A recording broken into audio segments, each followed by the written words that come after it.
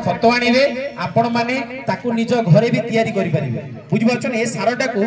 निज घरे आपण माने तैयारी करि परिबे डायरेक्ट पकेले आधा एकर जमी तैयारी करि के पकेले 3 एकर जमी रे व्यवहार करिवे तो कोटा डायरेक्ट पकेबे ना तैयारी करिबा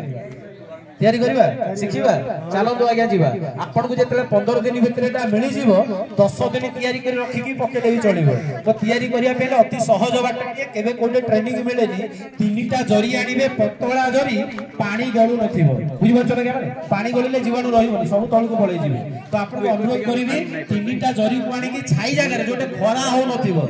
छाई थिबो अंधार घर हेले चलिबो आज्ञा माने तीनटा जरी को तळे पारिबे एठी गोटे जरी एठी गोटे जरी एठी गोटे जरी तीनटा जरी को तळे पारि देला परे 3 बस्ता सडा गोबर खत आनिबे आ गोटे बस्ता आनिबे 3 बस्ता आनिबे 3 बस्ता को तीनटा जरी रे गोटे गोटे बस्ता ढालिबे एठी गोटे बस्ता एठी गोटे बस्ता एठी गोटे बस्ता ढाली देला परे कोन करिवे ना गोबर खत को ढाली देला परे प्रथम जो जीवाणु आपण माने को दिया जाइथिबो ए डीएपी जीवाणु को नेबे गोटे खत ऊपर ताकू ढालिबे ठीक ध्यान दियो पोटास जीवाणु नेबे आ गोटे खत रे ढालिबे यूरिया जीवाणु नेबे आ गोटे खत रे ढालिबे तापरे जीवाणु मानु को बंचैबा पई ए जो तीनटा सार दिया जाइथिबो ए तीनटा को तीनटा जीवाणु दे पकेबे एठी गोटे एठी गोटे एठी गोटे तीनटा को खत देई देला परे टिके पानी आनिथिबे जदि ओदा थिबो खतटा पानी देबे जदि सुखिला थिबो ताले हल्का टिके पानी छिचिबे सिमेंट गोलिला बेले ताको टिके खाली गोळै देबे जरी मुहटा को बांधी देबे 10 दिन रखंतु मास रखंतु 6 मास रखंतु आज्ञा माने छाई जागा रे रखिबे मिसेइबेनी अलगा अलगा तीनटा रखि देइथिबे जो दिन चाष आरंभ हबो